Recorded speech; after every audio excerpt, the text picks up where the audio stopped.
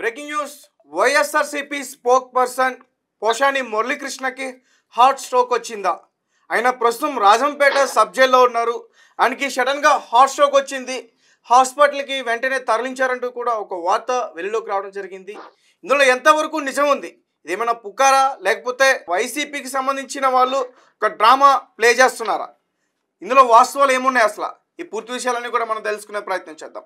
అయితే పోషాని మురళీకృష్ణ గారు గత 3 రోజుల క్రితం ఇక్కడ ఆయన ఉండే నివాసంలో పోలీసులు వచ్చి అరెస్ట్ చేసి తీసుకెళ్లారు పలు సెక్షన్స్ కింద. సో ఆ సెక్షన్స్ ఏంటి, ఎందుకు అరెస్ట్ చేశారో మీ అందరికీ బాగా తెలుసు. అంటే గతంలో వైఎస్ఆర్సీపీ పార్టీ అధికారంలో ఉన్నప్పుడు ఆయన కొన్ని ప్రతిపక్ష పార్టీలపైన, అలాగే వ్యక్తిగతంగా కొంతమంది రాజకీయ నాయకులపైన ఆయన చాలా పదజాలంతో దూషించారు.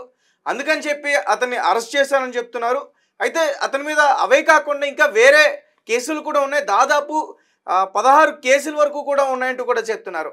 అయితే ప్రస్తుతం మరి ఆయన ఆరోగ్య పరిస్థితి ఏంటి? నిన్న రాజంపేట సబ్ జైల్లో ఆయనకి నిజంగానే గుండె నొప్పి వచ్చిందా? ఆయనకి ఆరోగ్యం బాగాలేదా? ఇందులో వాస్తవం ఎంత ఉంది? సరే, ప్రస్తుతం మనతో పాటు ఈ విషయాలన్నీ కూడా మాట్లాడడానికి మా ప్రతినిధి ప్రియాంక లైన్లో ఉన్నారు. ఒకసారి మాట్లాడే ప్రయత్నం చేద్దాం. ప్రియాంక, చెప్పండి, నిజంగానే పోషాని మురళీకృష్ణ గారికి సీరియస్గా ఉందా? అతను ప్రస్తుతం ఆరోగ్య పరిస్థితి ఏంటి? అతను చికిత్స తీసుకుంటున్నాడు ప్రభుత్వ ఆసుపత్రిలో అని చెప్తున్నారు. ఏమైంది అసలు? రైట్. తేజ, పూర్తి వివరాలు తెలియజేసే ప్రయత్నం చేస్తాను. అయితే కృష్ణమురళిని అన్నమయ్య జిల్లా రైల్వే కోడూరు మెజిస్ట్రేట్ దగ్గర 14 రోజులు రిమాండ్ కి అయితే విధించిన విషయం అందరికీ తెలిసిందే. ఇందుకు గాను ఆయనని అరెస్ట్ చేస్తున్నప్పుడే ఆయన కానీ ఆయన భార్య కానీ కొన్ని వీడియోస్ లో మనం చూసాం, ఆయన ఒంట్లో బాగాలేదని తిని మాత్రలు వేసుకొని బయలుదేరుతారు అని చెప్పేసి కూడా ఆడ రిక్వెస్ట్ చేయడం మనం చూస్తూనే ఉన్నాం ఆ వీడియోస్ లో. అదే విధంగా జైల్ కి వెళ్ళిన తర్వాత కూడా పదే పదే పోసాని ఒంట్లో బాలేదని, నేను వెళ్ళిపోతానని, నేను రాజకీయ సన్యాసం తీసుకున్నాను, నేను ఇక మీదటి ఇలాంటి మాటలు ఏవి మాట్లాడను అని బతిమలాడిన సందర్భాలు కూడా ఉన్నాయి అని చెప్పేసి సో అయితే ఇప్పుడు ఇదేంటంటే గనక ఇదంతా కూడా ఆయన గత కొన్ని రోజులుగా ఆయన చేసిన పనులకే ఇదంతా ఆయన అనుభవిస్తున్నారని చెప్పుకోవచ్చు. నంది అవార్డు అంటే చాలా ప్రెస్టీజియస్ అవార్డు. ఆ నందిని కూడా ఆయన తిరస్కరిస్తూ అనకూడని మాటలు అనటం కానీ, లేకపోతే ఇటు పవన్ కళ్యాణ్ ఫ్యామిలీనే కానీ, లేకపోతే వైఎస్ఆర్సీపీలో జగన్ గారి చెల్లెల్ని కానీ వాళ్ళ అమ్మగారిని కూడా ఇష్టం వచ్చినట్టు మాట్లాడడం, వావి వరుసలు లేకుండా ఎట్లాంటి పదజాలం అంటే అట్లాంటి పదజాలం ఉపయోగించి ఆయన మాట్లాడడం. దాని తర్వాత కొన్ని రోజులకి రియలైజ్ అయ్యారా, మరి నిజంగానే ఆయన రాజకీయ సన్యాసం తీసుకున్నారా అనేది చెప్పలేం, కానీ భయపడ్డారు అని అనేసి అయితే అంటున్నారు. ఇప్పుడు అదే విధంగా హాస్పిటల్ కి తీసుకెళ్ళండి, నాకు ఒంట్లో బాగాలేదు, నేను వెళ్ళిపోతాను, నాకు మీరు రిలీజ్ చేసేయండి, నేను ఏ తప్పు చేయలేదు అని చెప్పేసి ఆయన బతిమలాడుతున్నారు. అయితే హార్ట్ స్ట్రోక్ అని అన్నారు, కానీ హార్ట్ స్ట్రోక్ అయితే ఏం రాలేదు. హార్ట్ కి సంబంధించి ఆయన కొంచెం టెన్షన్ పడుతూ ఉన్నారు కాబట్టి బీపీ ఫ్లక్చుయేషన్స్ ఉండడం కానీ, లేకపోతే కనుక ఆయన నేను పదే పదే తప్పు చేయలేదు, నాకు అనారోగ్యంగా ఉంది అని మెంటల్ గా కూడా ఆయన ఫిక్స్ అయిపోయారు. ఇదంతా దేనికంటే ఆయన బయటికి రావడం గురించి అని చెప్పేసి. సో ప్రస్తుతం అయితే ఆయన ఆరోగ్యం నిలకడగానే ఉంది అని చెప్పుకోవచ్చు. ఛాతిలో నొప్పి వస్తుంది, అందుకనే హుటాహుటిన ఆసుపత్రికి తరలించారు చికిత్స అందించడానికి అంటూ కూడా ఒక మీడియాలో ఒక వార్త అయితే వచ్చింది. అయితే ఇది వాస్తవం కాదనుకోవచ్చా ప్రియాంక? ఛాతిలో నొప్పి అని అంటే గనక ఆయనకు ముందు నుంచి కూడా కొంచెం హెల్త్ ఇష్యూస్ ఉన్నాయి, కానీ అది ఎగ్జాక్ట్లీ ఏంటి అనేది ఇప్పటి వరకు మనకి తెలియదు తేజ. ఛాతిలో నొప్పితో హాస్పిటల్ కి తీసుకెళ్తున్నారు, అంబులెన్స్ వచ్చింది జైల్ కి అని అనేసి అయితే తెలుస్తున్న వార్తలు, కానీ తీవ్రమైన అనారోగ్యం అయితే ఏది లేదు. ప్రస్తుతం నిలకడగానే ఉన్నారు Teja. Okay, right Priyanka, thank you. Right. So మొత్తానికి పోషాని మురళీకృష్ణకి 14 రోజులు రిమాండ్ అయితే విధించారు.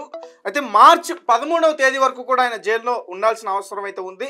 అయితే ఇప్పటి వరకు ఆయన పైన పెట్టిన సెక్షన్స్ ప్రకారం అంటే ఒక సెక్షన్లో ఆయనకు బెయిల్ వచ్చే అవకాశం ఉన్నా కానీ మరొక సెక్షన్ కింద బెయిల్ రాకుండా వెంటనే మళ్ళీ కేసు నమోదు చేసేలా ప్లాన్ చేశారంటూ కూడా పోషాని వైపున్న పొన్నవాళ్ళు సుధాకర్ రెడ్డి, ఇతని గురించి ప్రత్యేకంగా చెప్పక్కర్లేదు. ఇతను వైఎస్ఆర్సీపీ పార్టీకి సంబంధించిన వ్యక్తి, అడ్వకేట్ ఇతను. సో ఆ పార్టీలో ఎవరికి ఎటువంటి కేసులు వచ్చినా ఇతను ముందుండి నడిపిస్తాడు. ఆ కేసుల విషయాలన్నీ కూడా ఇతను వాదిస్తాడు వాళ్ళ వైపు నుండి. సో అతను చెప్తున్నాడు, దాదాపుగా అంటే ఒక రెడ్ బుక్ రాజ్యాంగాన్ని సృష్టించి ఈ కూటమి ప్రభుత్వం, ఈ టీడీపీ పార్టీ మొత్తానికి లోకేష్ గారు ఆ రెడ్ బుక్ రాజ్యాంగం తీసుకొచ్చి ఇలాంటి వ్యక్తులపైన డైరెక్ట్గా పార్టీకి సంబంధించిన వాళ్ళని ఎదుర్కోలేక ఇలాంటి వ్యక్తులపైన ఇలాంటి దాడులు చేస్తున్నారు. ఇప్పటి వరకు ఆయన రాష్ట్ర వ్యాప్తంగా, ఈ ఆంధ్రప్రదేశ్ రాష్ట్ర వ్యాప్తంగా మొత్తానికి 16 కేసులు పెట్టారు ఆయన మీద. ఒక కేసు పెట్టి అందులో బయటకు వచ్చే ఛాన్స్ ఉంటే వెంటనే బెయిల్ దొరికిన వెంటనే మరొక కేసు పెట్టేలాగా ఆయన ఇరికించారంటూ కూడా చెప్తున్నారు. అయితే తప్పేం లేదు, ఎందుకంటే గతంలో ఆయన వైఎస్ఆర్సీపీ పార్టీలో ఉన్నప్పుడు ఆయన నిజంగా చాలా అనుచిత వ్యాఖ్యలు చేశారు. ముఖ్యంగా వ్యక్తిగత విషయాలు కూడా, ముఖ్యంగా మెగా ఫ్యామిలీ కానీ, అలాగే పవన్ కళ్యాణ్ గారి గురించి కానీ, చంద్రబాబు నాయుడు గారి గురించి కానీ, లోకేష్ గారి గురించి కానీ, అంటే పార్టీ పరంగా మాట్లాడవచ్చు, అది తప్పు కాదు.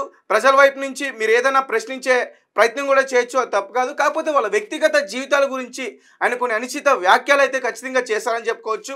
మీరు ఎక్కడైనా ఆ వీడియోస్ అన్నీ కూడా చూడొచ్చు, చాలా బాగా వైరల్ అయినాయి. సో అందుకనే అతని పైన పలు సెక్షన్ల కింద కేసు నమోదు చేసి దాదాపు ఇప్పటివరకు, అంటే ఆయన పొన్నవోలు సుధాకర్ రెడ్డి గారు 16, 14 అని చెప్తున్నారు. అన్ని సెక్షన్స్ అయితే కాదు, ఇప్పటివరకు ఆయన పైన పెట్టి ఒక 7 సెక్షన్స్ అవేంటి ఒకసారి నేను చెప్తా. Section 1 BNS act section 196, section 353(2), section 111, section 299, section 341, section 336(3), section 47(1) and 2.